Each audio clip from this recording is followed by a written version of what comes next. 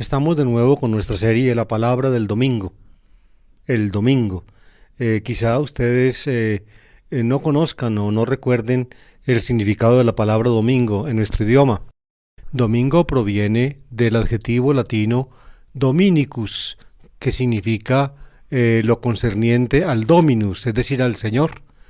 De modo que, amables oyentes, cuando uno dice domingo, queriendo o sin querer, está mencionando a Jesucristo, porque los cristianos llamaron a Jesucristo en griego Kyrios, y llamaron el primer día de la semana en griego Kyriaki, así lo llaman.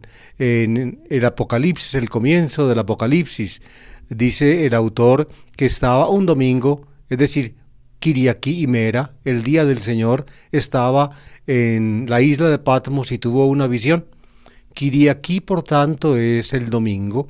En latín dominica, la palabra latina dies significa día y se puede usar con ambos géneros, tanto el masculino como el femenino.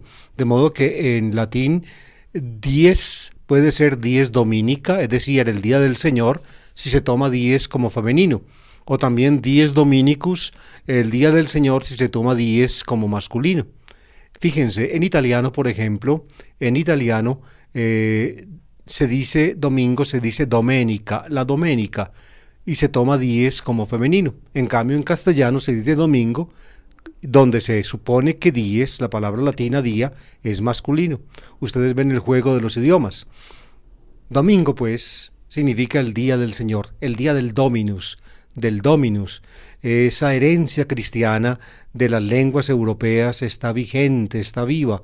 De ahí que, y esto realmente resulta un poco desolador, amables oyentes, que cuando los países de Europa, quisieron consagrar la Unión Europea y quisieron elaborar una constitución, ignoraron, de propósito, la herencia cristiana de Europa.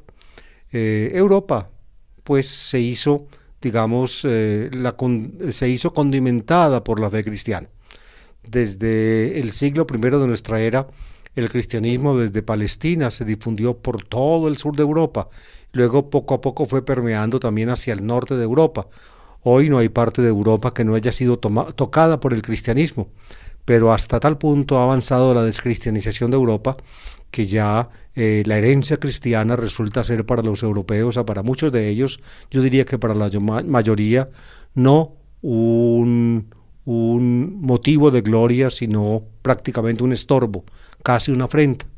En el proyecto de Constitución Europea, que finalmente no fue aprobado porque no se puso en vigencia, porque ni Francia ni Holanda, ciertamente no por razones religiosas, no aceptaron en plebiscitos que hubo, o referéndums, no es exactamente el nombre que le dieron a esa consulta.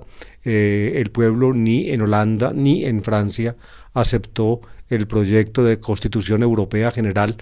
En cambio, los demás países, hasta donde yo sé, sí aceptaron. De modo que en las lenguas europeas, les decía yo, la palabra dominus aparece para el primer día de la semana. En nuestro idioma, domingo, que viene de dominus. También en italiano, como les decía, domenica. En francés se dice dimanche. Dimanche es también, viene de dominus. Es una forma, como ustedes ven las consonantes D y M, dominicus, dimanche. En fin, hasta ahí. En cambio, por ejemplo, en inglés o en alemán, ya se toma como nombre del primer día de la semana un nombre de origen no cristiano, el día del sol, Sunday. Sunday en inglés, o Sonntag en alemán, es nombre no cristiano. También en ruso es todavía más cristiano, muchísimo más, aunque no viene del Dominus.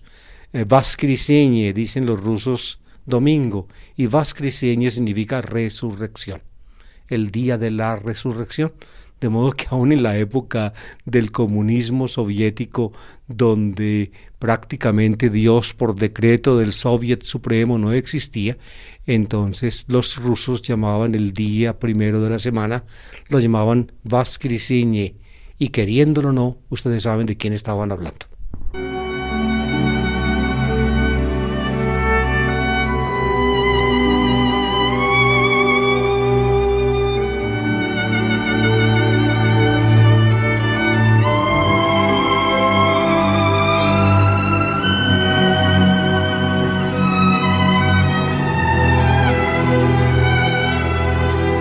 Pongámonos ahora brevemente, como lo hago en todas estas explicaciones, en el contexto del año litúrgico. Estamos en el tiempo ordinario.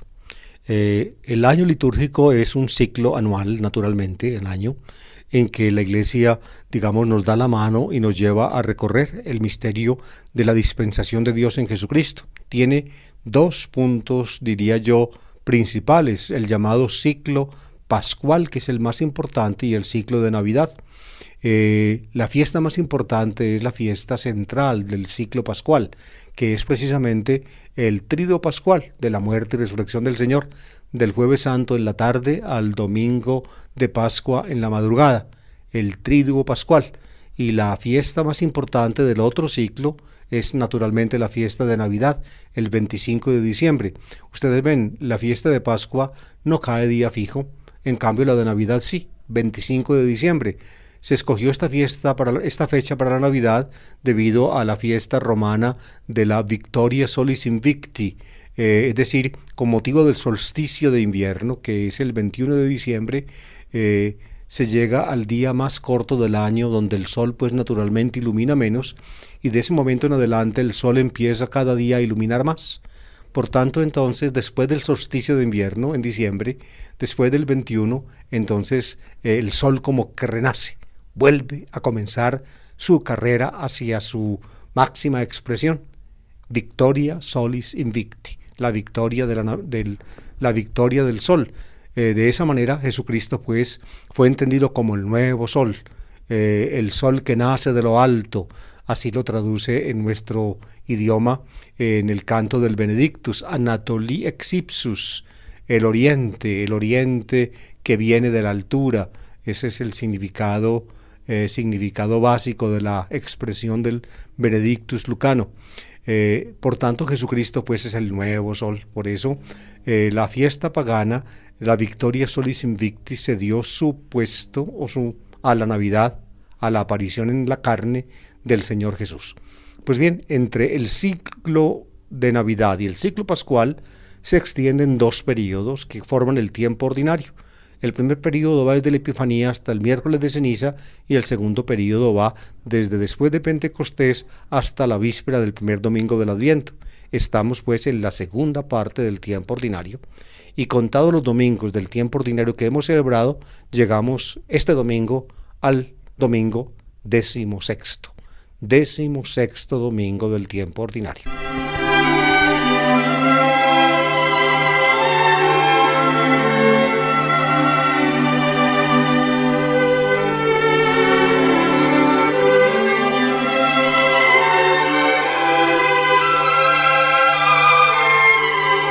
Los domingos, las lecturas de la liturgia de la Eucaristía son tres. En el tiempo ordinario, la primera se toma del Antiguo Testamento, la segunda de una carta apostólica y la tercera, pues naturalmente, de uno de los evangelios. En el ciclo C de los domingos, les repito, los dividió la Iglesia en tres ciclos: el ciclo A, B y C, y reparte en esos tres ciclos los textos de los diferentes evangelios. En el ciclo A predomina Mateo, en el ciclo B predomina Marcos y en el ciclo C Lucas. Por eso la lectura del evangelio de este domingo viene del evangelio de Lucas. Pues bien, pasemos entonces en orden a las lecturas. La primera, del libro del Génesis, capítulo 18, versículos 1 a 10. Y escuchemos la lectura. En aquellos días el Señor se apareció a Abraham junto a la encina de Mambré, mientras él estaba sentado a la puerta de la tienda, porque hacía calor. Alzó la vista y vio 3 hombres de pie frente a él. Al verlos, corrió a su encuentro desde la puerta de la tienda y se prosternó en tierra diciendo: Señor, si he alcanzado tu favor, no pases de largo junto a tu siervo. Haré que traigan agua para que os lavéis los pies y descanséis junto al árbol, mientras traeré un pedazo de pan, para que cobréis fuerzas antes de seguir, ya que habéis pasado junto a vuestro siervo. Contestaron, bien, haz lo que dices. Abraham entró corriendo en la tienda donde estaba Sara y le dijo, aprisa, 3 cuartillos de flor de harina, amásalos y haz una hogaza. Él corrió a la vacada, escogió un ternero hermoso y se lo dio a un criado para que lo guisase enseguida. Tomó también cuajada, leche y el ternero guisado y se lo sirvió. Mientras él estaba en pie bajo el árbol, ellos comieron. Después le dijeron, ¿dónde está Sara tu mujer? Contestó, aquí en la tienda. Añadió uno, cuando vuelva a verte dentro del tiempo de costumbre, Sara habrá tenido un hijo.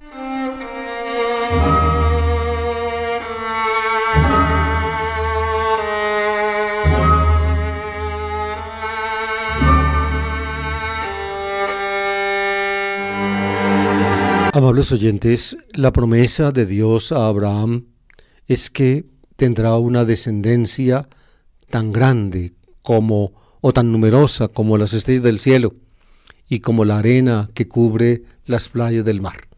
Con esa expresión poética, la Biblia se refiere a la promesa de Dios a Abraham, y resulta que la mujer de Abraham, Sara, era estéril. Sara y Abraham llegaron a avanzada edad y su mujer Sara no tenía hijos. El presente texto evidentemente se dirige a mostrar cómo finalmente, por el poder de Dios, Sara, la mujer de Abraham, va a tener un hijo. El texto es particularmente misterioso y hermoso.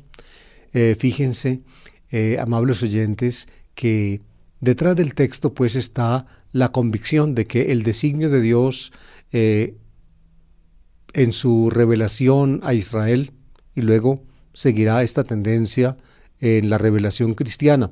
El designio de Dios se cumple por encima de las limitaciones y problemáticas de los seres humanos.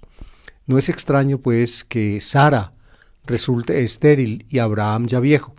Fíjense que ese tema de la esterilidad de la madre aparece en la Biblia repetidas veces y toca a personajes que son importantes en el designio divino. La madre de Samuel, Ana, esposa de Elcana, era también estéril y finalmente Dios le concedió un hijo. Ella había prometido que si se lo concedía, lo consagraría al Señor. El hijo de Ana fue Samuel. Y para que pasemos a un texto o a un acontecimiento, diríamos, más cercano a nosotros, recuerden que en las narraciones del nacimiento de Jesús aparece Isabel, la madre de Juan Bautista. Era una anciana estéril. Su marido Zacarías, un sacerdote, ya anciano también, y no habían podido tener un hijo. Pues bien, él tiene en el templo una visión en la cual Dios le asegura, mediante el ángel Gabriel, que su mujer Isabel tendrá un hijo. Y lo tiene. Dios pues tiene poder para sacar vida del estéril. Ese es el telón de fondo en el cual el evangelista Lucas pone el hecho de la anunciación a María y el nacimiento de Jesús. Dios poderoso para sacar vida de la estéril es también poderoso para sacar vida de la virgen. Ese es el digámoslo así, como Dios pues se supera a sí mismo en sus acciones de la historia de la salvación. Aquí tenemos un tema parecido. La mujer de Abraham, Sara, es estéril y Abraham es viejo ya. Abraham le dice un día a Dios en otro texto que por no tener hijos, un criado de su casa, Eliezer, va a ser su heredero. Pero Dios le promete que no será heredero un criado, sino su propio hijo. Abraham tiene un hijo de Agar, una esclava, pero tampoco será el hijo de la esclava el heredero de la promesa. Será el hijo de su mujer, de su esposa Sara, el hijo de la promesa. Y aquí pues, en un texto que tiene un nimbo particularmente misterioso, se cuenta el contacto de Dios con Abraham. Pero fíjense ustedes, y esto es muy interesante tenerlo en cuenta, Fíjense ustedes en qué figura se aparece Dios a Abraham. En el libro del Génesis encontramos, así como en buena parte del resto del Pentateuco, encontramos designaciones diferentes para Dios.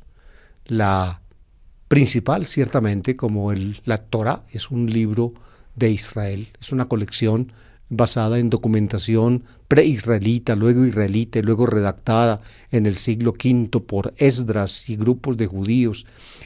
Naturalmente, el nombre más importante es el nombre del Santo Dios de Israel, el que los evangélicos suelen llamar Jehová o Jehová.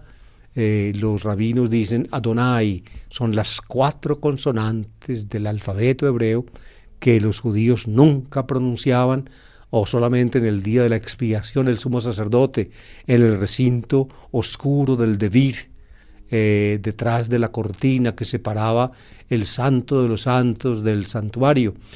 Allí pronunciaba el nombre divino.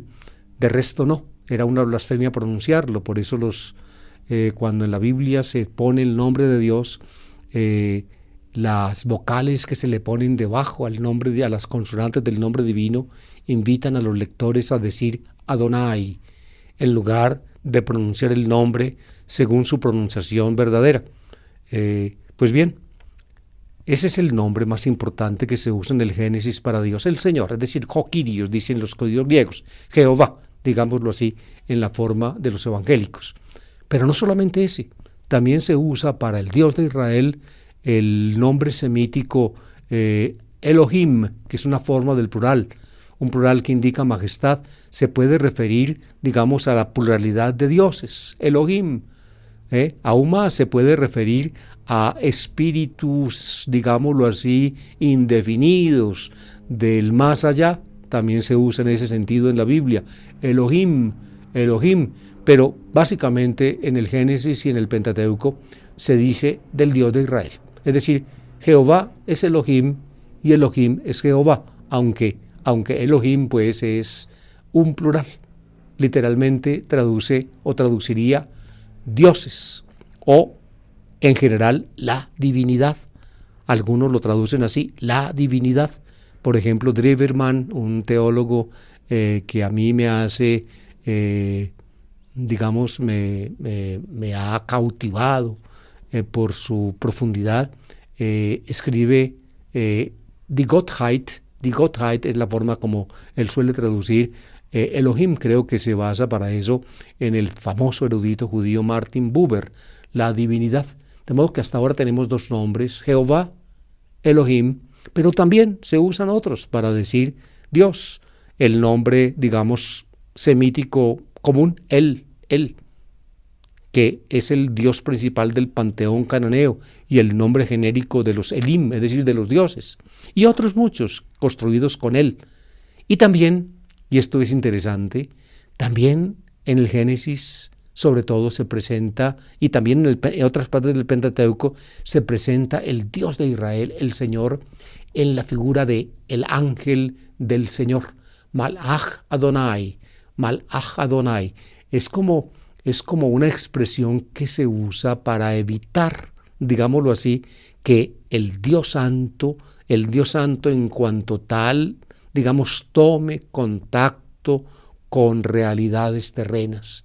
En lugar de decir pues que el Señor se apareció, entonces dice Malach Adonai, el enviado del Señor se apareció, pero ese enviado del Señor, Malach Adonai, aparece en paralelo con el Señor mismo. Es por tanto básicamente Dios mismo.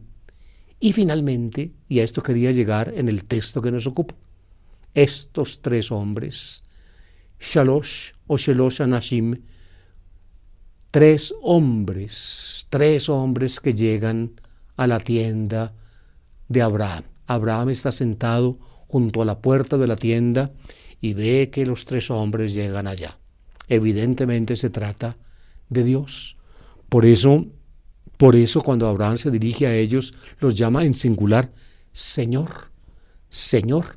Pero cuando se indica que ellos contestan al saludo de Abraham, se utiliza el verbo en plural, contestar. El texto, por tanto, es ambiguo. La ambigüedad es voluntaria. Es decir, Dios es significado en los 3 varones que llegan a la puerta de la tienda de Abraham. Abraham está en la puerta de la tienda, Sara en cambio está dentro de la tienda. Abraham, cuando los ve acercarse, se arrima a ellos, se postró, se prosternó en tierra delante de ellos y les dice: Señor, si he alcanzado tu favor, no pases de largo junto a tu siervo. Y les ofrece agua para los pies y también alimento. Dios, por tanto, fíjense, en la figura de los 3 varones, va a lavarse los pies y va a tomar alimento. Le manda pues Abraham a Sara, su mujer, que está dentro de la tienda, que prepare de flor de harina una hogaza, es decir, una tajada, diría una tortilla, digámoslo así más bien, de trigo para los 3 hombres, y escogiendo un hermoso ternero del rebaño, le ordena a un criado que lo sacrifique y que haga un guisado para ellos. Y hecho el pan y hecho el guiso con el ternero, le sirve. Y se supone entonces que los 3 hombres que representan a Dios comen. Y uno de ellos, uno de los 3, es evidente que entonces la divinidad se concreta en uno de ellos, es el que le hace a Abraham la promesa. Cuando vuelva a verte dentro del tiempo de costumbre, Sara habrá tenido un hijo. Le promete, por tanto, una nueva visita. Y para entonces, dentro del tiempo de costumbre, se refiere a los 9 meses del embarazo, naturalmente. A los 9 meses del embarazo, Sara habrá tenido un hijo. Y así sucede. Sara tiene un hijo, el hijo de la promesa de Dios a Abraham. De esa manera, entonces, se le abre camino a la verdad de la promesa. Tu descendencia será tan numerosa, o más numerosa que las estrellas del cielo, y que las arenas que están en la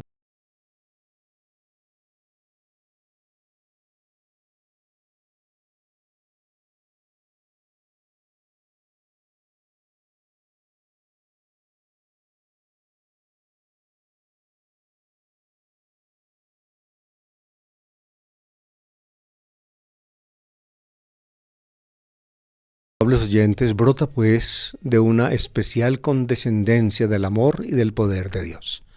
Isaac, el hijo de la promesa, será hijo de la estéril Sara, e Israel será descendencia de Abraham por Isaac. Ahí está, esa es la forma como Dios actúa. Es evidente que con este énfasis en el prodigio de la concepción de Sara la anciana, lo que se quiere decir es la especial condescendencia de Dios precisamente para con Israel, el pueblo que Dios escogió. En una última palabra acerca de uno de los más hermosos cuadros que se conserva en la Pinacoteca del Kremlin en Moscú. Es la figura de los 3 hombres que visitan a Abraham. Un autor cristiano entendió el texto del Génesis como una revelación anticipada de la Santísima Trinidad, y naturalmente para la mentalidad cristiana no podría ser casi de otra manera, aunque evidentemente en el texto hebreo mismo, en el texto judío mismo, no hay una alusión particular a la Trinidad cristiana. Es simplemente una representación simbólica de Dios en los 3 varones. En todo caso, una de las obras más hermosas de la Pinacoteca del Kremlin en Moscú es este cuadro de la Santísima Trinidad representada en estos 3 varones de que habla el texto que acabamos de escuchar.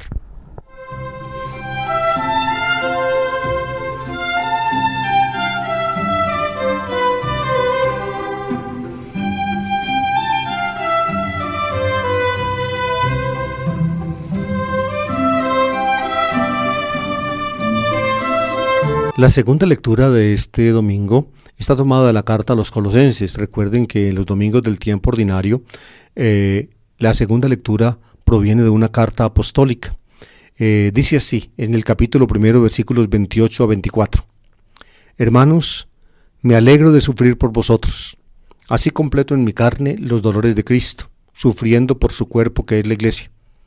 Dios me ha nombrado ministro de la Iglesia, asignándome la tarea de anunciaros a vosotros su mensaje completo, el misterio que Dios ha tenido escondido desde siglos y generaciones y que ahora ha revelado a su pueblo santo.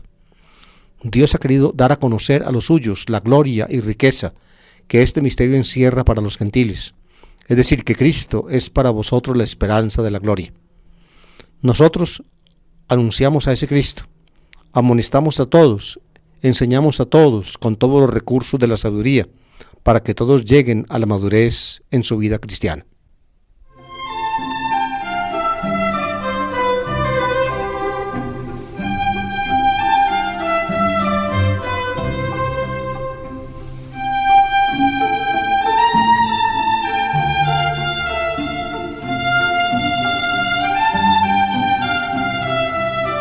Me gusta a mí, amables oyentes, darles a conocer reiteradamente los resultados de la investigación crítica de la Biblia, en este caso pues del Nuevo Testamento. Fíjense, una buena parte del Nuevo Testamento lo constituye el llamado cuerpo paulino, el corpus paulinum, es decir, una serie de cartas o epístolas. Hay diferencia entre carta y epístola, pero no vamos a entrar aquí en la diferencia. En todo caso, una colección de las cartas o epístolas de Pablo. Es decir, que en el Nuevo Testamento están encabezadas con el nombre de Pablo. Había una costumbre fija, eso lo llaman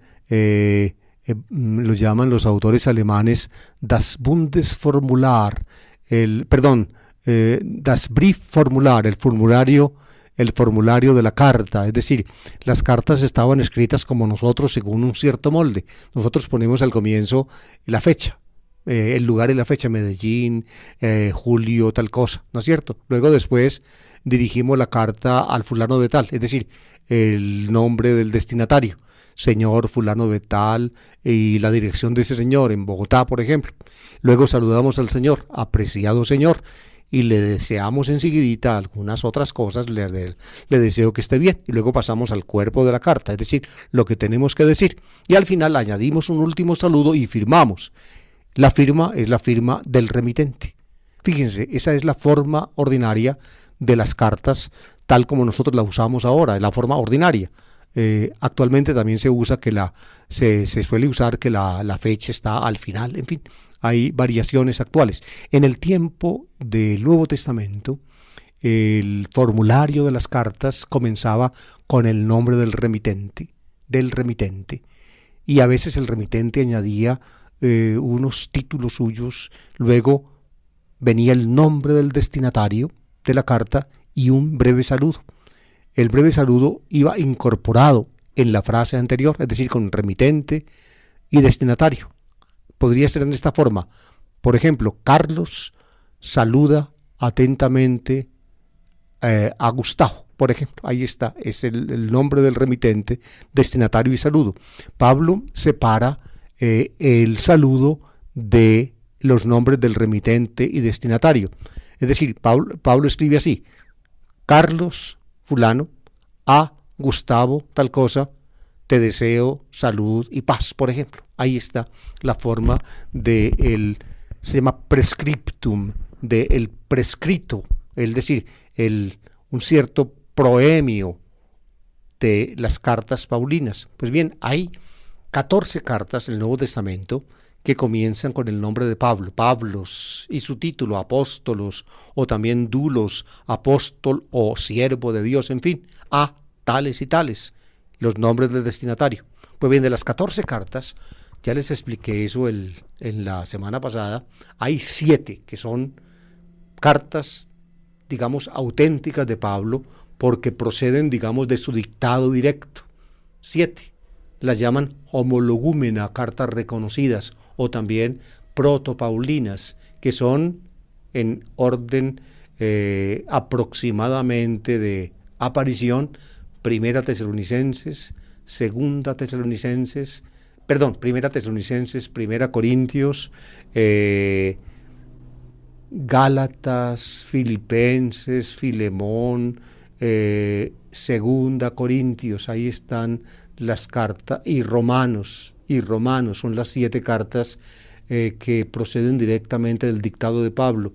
Luego vienen otras que son llamadas deuteropaulinas, es decir, que proceden indirectamente de Pablo, fueron escritas en la escuela paulina. Una es la Segunda Tesalonicenses, que es como una imitación y continuación de la primera. Y luego 2 que están íntimamente unidas, que son Colosenses y Efesios. Colosenses y Efesios proceden digámoslo así, posiblemente de autores muy cercanos entre sí, y la de Efesios es como una imitación y profundización de Colosenses.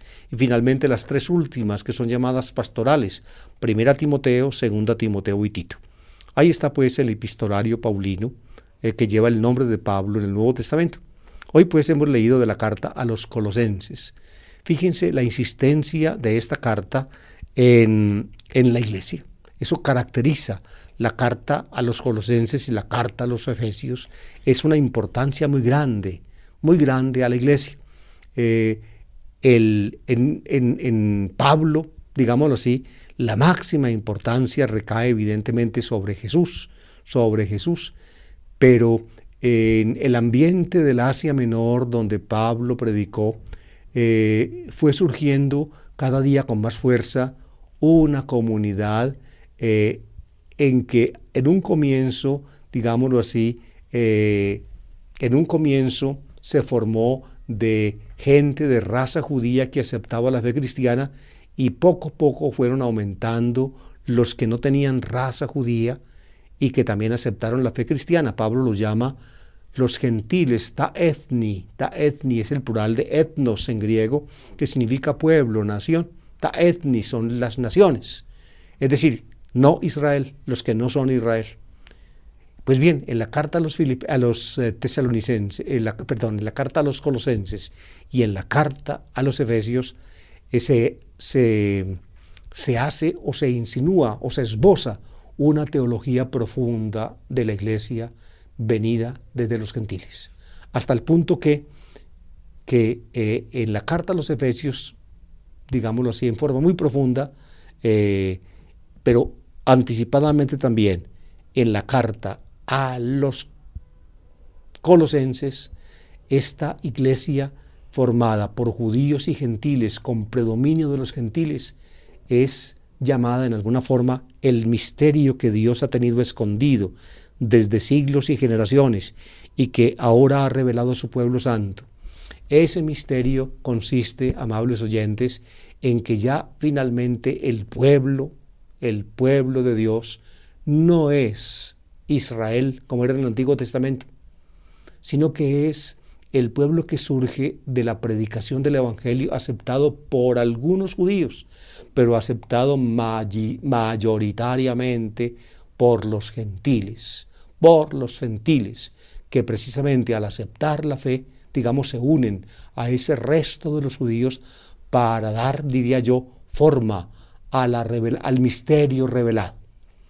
Dios ha querido dar a conocer a los suyos la gloria y riqueza de este misterio, que este misterio encierra para los gentiles. Para los gentiles. El misterio es Cristo, Cristo que murió y fue resucitado. Y cuando uno acepta en la fe la realidad vivificante de Jesucristo por el Espíritu, se surge en uno una vida nueva. Se asevera uno mismo como nueva creación. El misterio de Cristo pues se asevera para los gentiles como un misterio rico en gloria, es decir, en la plenitud de Dios para todos ellos.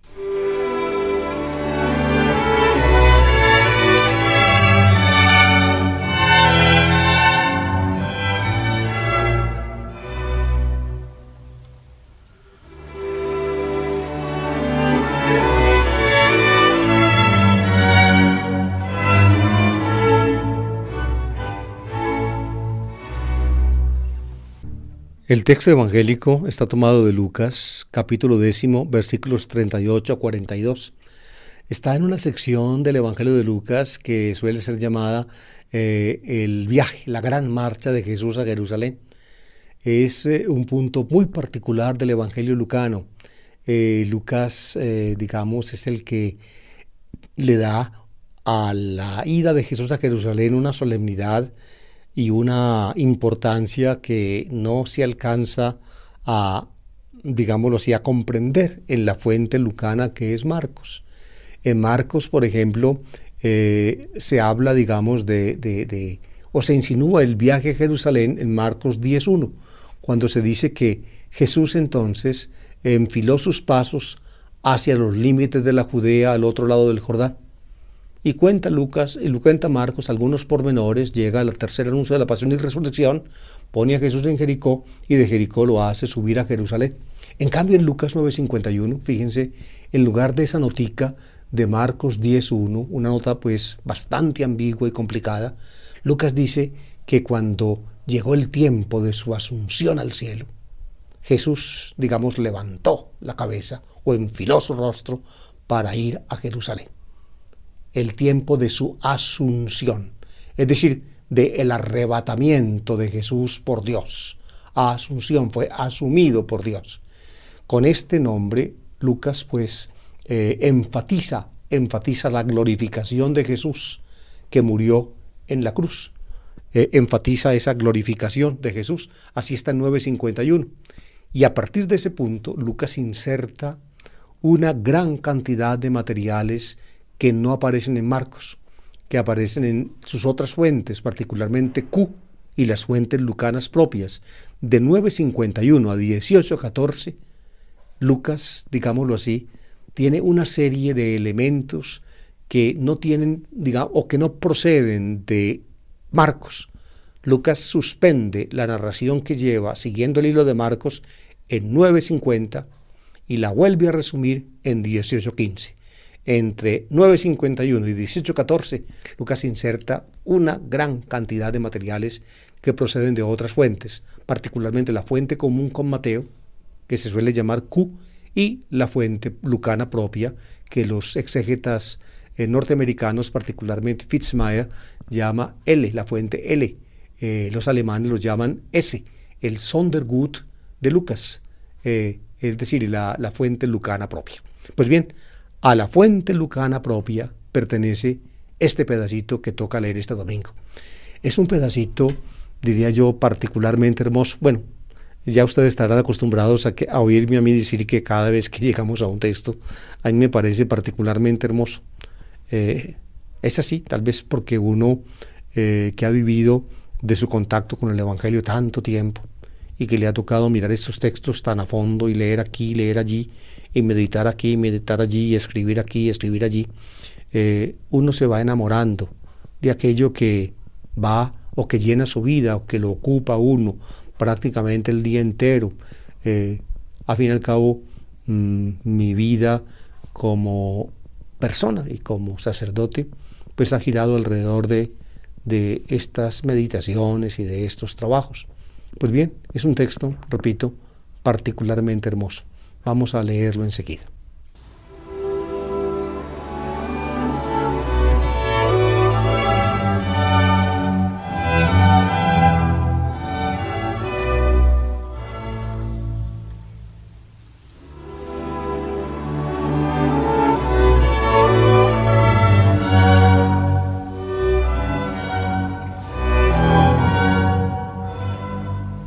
Lucas 10, 38, 42. En aquel tiempo entró Jesús en una aldea y una mujer llamada Marta lo recibió en su casa. Esta tenía una hermana llamada María, que sentada a los pies del Señor escuchaba su palabra. Y María se multiplicaba para dar abasto con el servicio, hasta que se detuvo y dijo: Señor, ¿no te importa que mi hermana me haya dejado sola con el servicio? Dile que me ayude un poco. Pero el Señor le contestó: Marta, Marta, andas inquieta y nerviosa con tantas cosas. Solo una es necesaria. María ha escogido la parte mejor y no se la quitarán.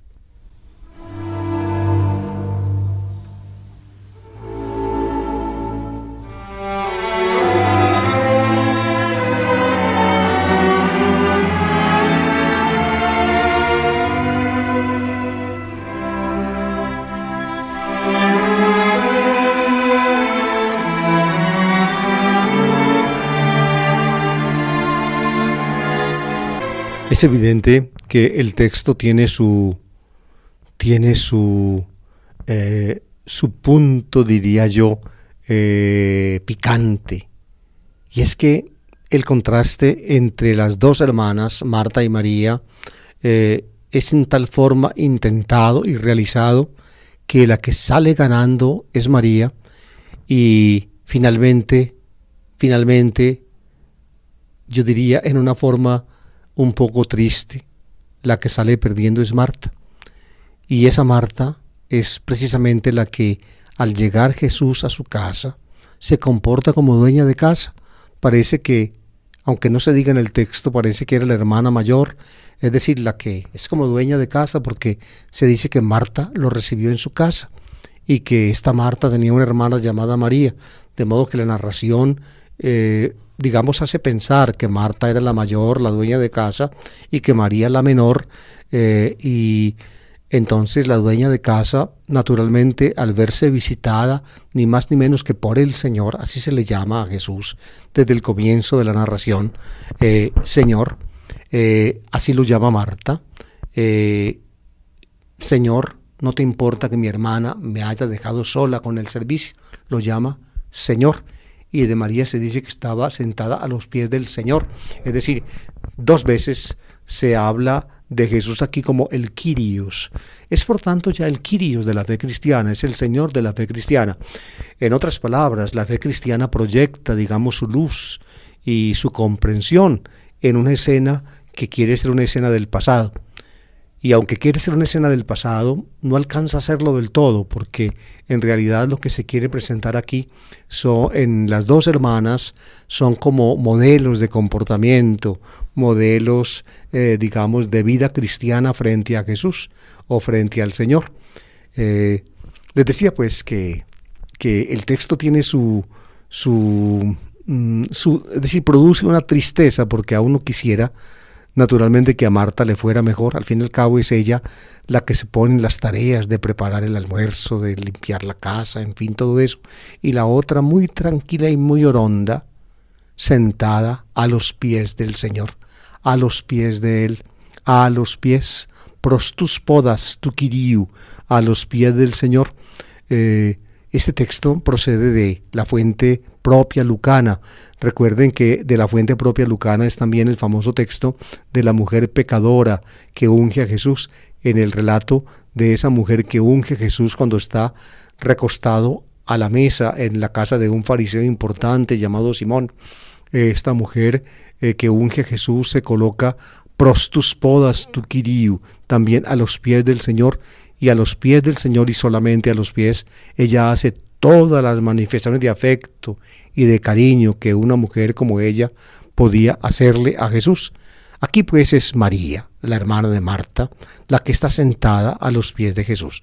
Ella no hace a los pies de Jesús ninguna manifestación de afecto, de cariño, simplemente está sentada allí.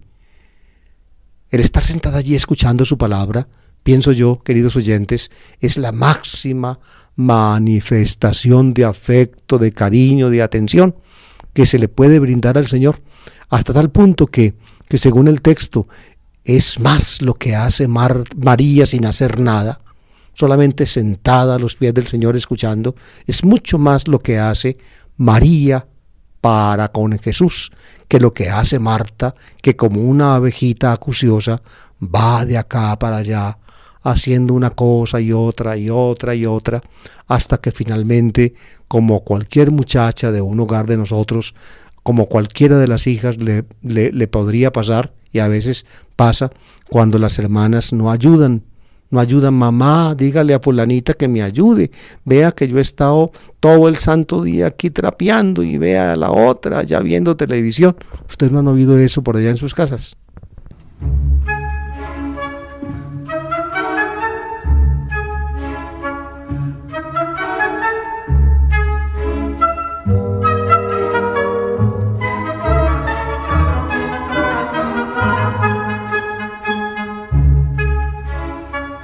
Fíjense, de una vez, el texto no quiere decir que lo que hace Marta no sea importante.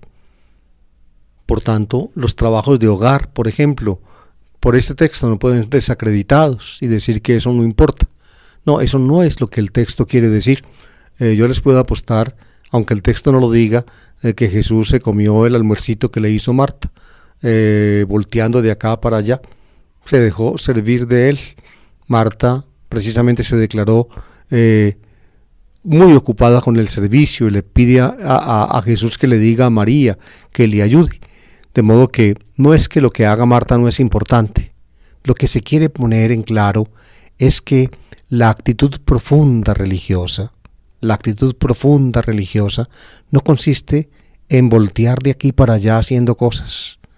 Que la actitud aquí frente a Jesús, digámoslo en forma general, la actitud religiosa indica o pide, digámoslo así, un momento de intimidad, un momento de dedicación. Exige precisamente eso, lo que hace María acá. Sentada a los pies de Jesús, escucha su palabra. Eso es lo más trascendental y lo más importante, escuchar su palabra y dejar que la palabra, digamos, tome fuerza y ocupe el fondo de nuestro corazón y que produzca en nosotros un apego a Jesús parecido al que tenía o al que manifiesta aquí María. Exactamente es eso.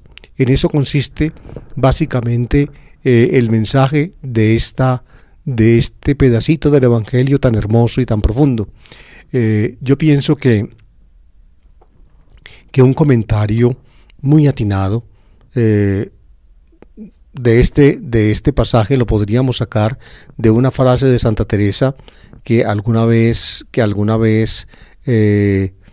conocí en un afiche que me regalaron las monjas carmelitas del convento de clausura de Usaquén en Bogotá.